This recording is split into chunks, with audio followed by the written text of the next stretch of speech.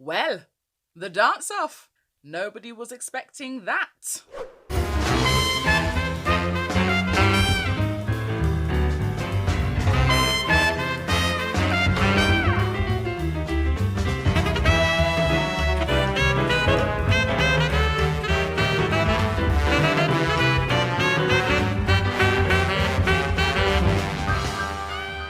Hi guys, it's your girl Ayesha, and today I am dishing up your Strictly Slice. What is going on? Come on now, let's have a little chat about this. Ashley in the dance-off, are you for real? Come on. Listen, I don't business whether she has had dance experience or not. That Samba did not deserve to be in the bottom two. The thing with Strictly, yeah, is that it's just become a bit more of a popularity contest rather than a dance contest. People don't seem to care whether or not you can actually dance. They just seem to care whether or not they like you. And personally, I don't think that's right. You need to be judging the dancing, right? It's not about whether or not you like the person. It's about how well that they danced. The gal can dance, and we all know it. She should never have been in the dance-off. Rant over. Anyway, I don't usually start off my videos so ranty, but that got on my nerves. If you're new to my channel, hello and welcome. This is Strictly Slice. It's basically the time of day when I give you my little review on Strictly Come Dancing. I'm a big fan of the show, but this year there has been some shenanigans and there's been some tomfoolery in the dance-off, and I just gotta get it off my chest. As always, I love it when you guys get involved as well. So please, please, please do let me know downstairs. Let me know down in the comments below who your favorites were and who your least favorite was and who you think is the best dressed. And I will let you know my thoughts. Gonna kick things off with my favorites of the evening. First and foremost, can we please talk about Faye? Oh my goodness, that girl, she is just stunning. Like literally every dance that she is putting out there, it's just been fire. I mean, last week it was literally fire. Like, she is just exquisite in her dancing. The waltz was just everything really, wasn't it? She looked the part. Her dress though, she looked absolutely stunning. All those pivots, how gorgeous were they? You know, the movements were so fluid and it was so romantic and there was so much chemistry, and then there was all these fairy lights, and oh, it was just the most gorgeous thing ever. She got 9, 10, 10, 10. I gave it a 10 because what else am I supposed to give it? That was 10 material. Absolutely perfect. Now I'm a little bit torn between two people as to which was my favorite of the evening, but I want to talk about this one first. Ashley and Pasha. Oh my god, the Samba. Listen, I don't care what anybody says, you did not deserve to be in that dance-off, okay? Not in the slightest. The dance was fire, okay? Pasha's choreography this year has just been on point, and I am here for it, 100%. So damn good. Can we just, do you know what? Whew, I need to just calm down because of her costume. Listen, I almost reached through the TV to go pull it off her myself. Absolutely stunning, and she was working those hips. True say, in the Pussycat Dolls, she was a bit of a booty popper, so she knows how to move her backside, and she was not going to let that slip. Trust and believe. She can move. I thought she did very, very well. I loved that beautiful Samba roll right there at the beginning. Fantastic. Her moves were clean, they were sharp, they were on beat, on point. It was just so good. Like, the standard was so high, so high, and she looked beautiful doing it as well. Pasha looked great, she looked great, everything was great. I gave it a 10 because it was fabulous. Now, I may not know all the teeny weeny little technicalities and everything that goes on with the Samba, but what I do know is when you're dancing the Samba, you need to have some feeling in there, okay? You need to have feeling, you need to have rhythm, and she has feeling and rhythm, okay? Or rhythm, shall I say. I was surprised that Craig gave her an 8. I thought it was going to be at least 9s all across the board or some 10s in there, and it was 8, 9, 9, 10. Very surprised that Craig gave an 8. I thought that was a little bit mean. Okay, I've decided my favorite is Stacey. I'm sorry, but man, oh man, that paso. And I've told you guys this so many times before. I did not used to be into the paso doble at all. Like, it used to bore me.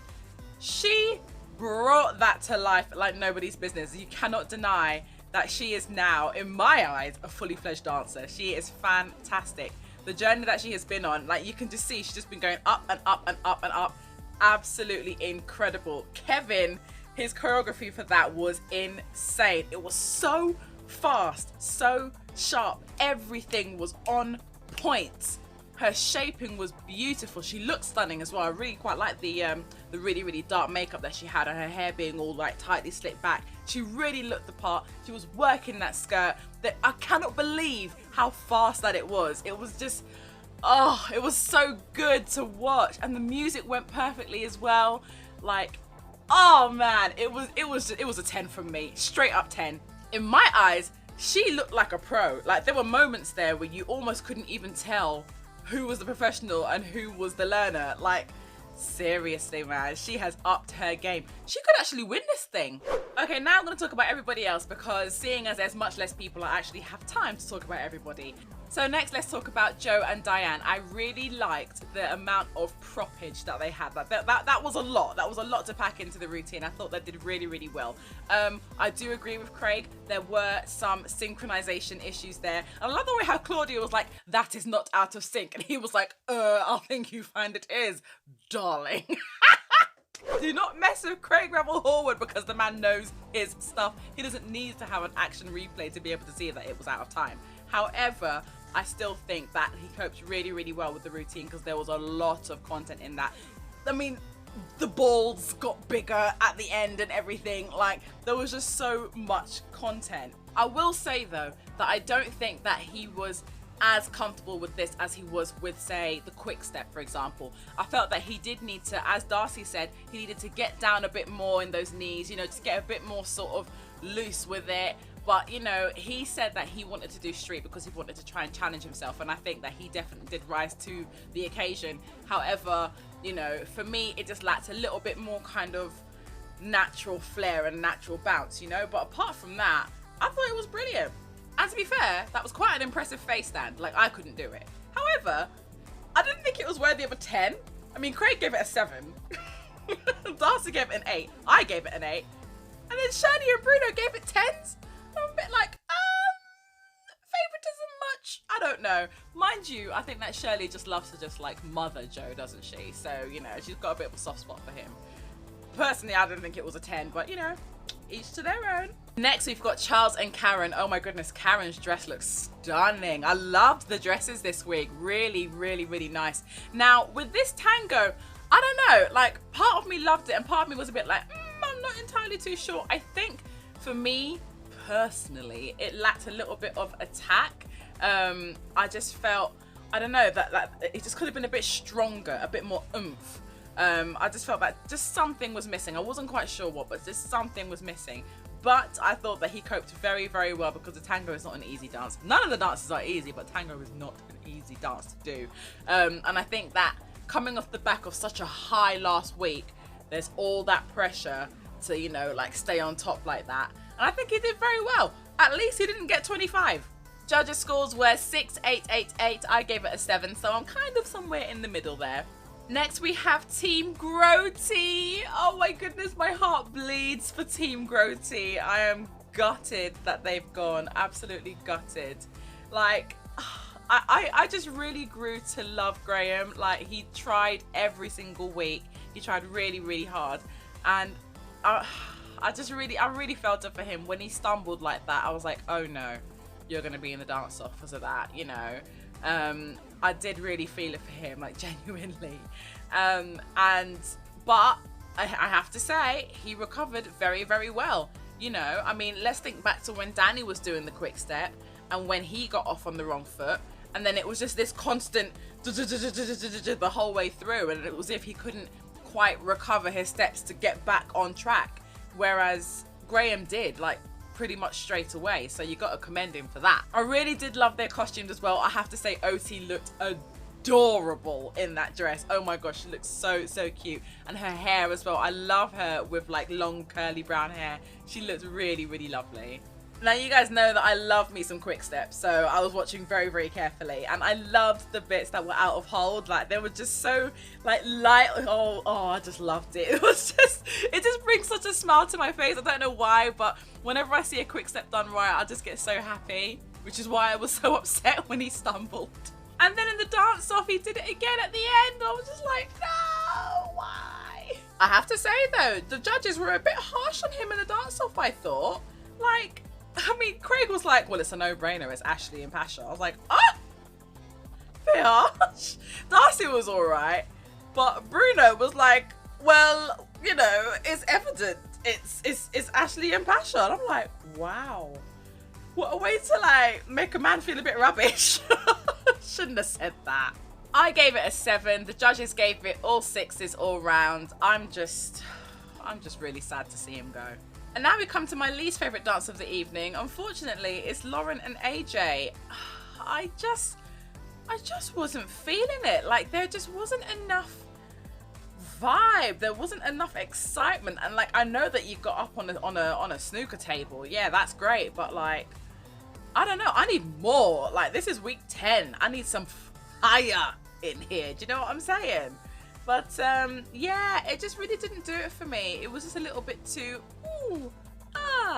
like I need to see some, you know, like some getting down and rotating and gyrating and whining and you know, all the rest of it. But yeah, I just wasn't really getting that from her, unfortunately. So she was my least favorite. And she was also the judges' least favourite. The scores were 5, 6, 6, 6. Somehow, she managed to escape the dance-off. I don't understand how somebody who's getting 10s can be in a dance-off when somebody who's getting 5s isn't. It's all well and good having these amazing fans who are going to vote for you every single week, but you got to give the credit where it's due. And I'm sorry, but she should have been in the dance-off. She should have. So this Lindy Hop-a-thon, like, is it just me? Or could you just not see anything? Like, I didn't know where to look. Honestly, no wonder the judges messed up the scores. Oh, Jesus. That was a hot mess. First of all, the scoreboard went down, so then they had to work off a piece of paper, so obviously they'd been like scrabbling around writing on it, and then Shirley's trying to read it out, just read it out in all the wrong order, she's getting people's names wrong. She called Karen Diane, and Karen was just like, excuse me. Oh my god, that was the moment that you knew that it was live television. Like, if that was a pre-record, then they would have just cut that and started again. But boy, that was hilarious. But the thing is that when you film a Lindy Hop-a-thon, it's very, very hard to be able to watch everybody because the camera is cutting here, there, and everywhere. You just can't see it, and you just can't really judge. So they look nice. Now we come to the best dressed, and I have got to give it to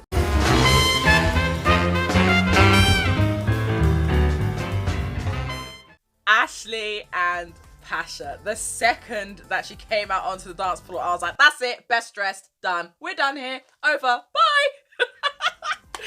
Honestly, I love anything that's nude and crystallized, and she was serving it, and I loved her bustle as well. Like, her bustle was really, really nice. It was the perfect shade, and oh my gosh, I could have just died for that costume. Absolutely died for it. And I love that Pasha's shirt, it matched it perfectly as well. Like, it was, oh man, like I was getting emotional over that costume. I couldn't stop staring at it. Absolutely gorgeous. So there you have it, my darlings. That is the end of your Strictly Sliced. Do you agree with what I've said? Do you disagree? I want to know your comments down below. Let me know who was your favourite, your least favourite, and your best dressed. I'm very much looking forward to next week. It is the quarterfinals. I can't believe it. Strictly is almost over. Actually, let me know, who do you want to win? Because like the competition is really starting to narrow down now. So let me know, who do you want to win? Thank you so much for watching this video. If you enjoyed it, please do give it a big fat thumbs up. And of course, don't forget to subscribe so that you don't miss another video. Take care, guys, and I'll see you all soon. Bye.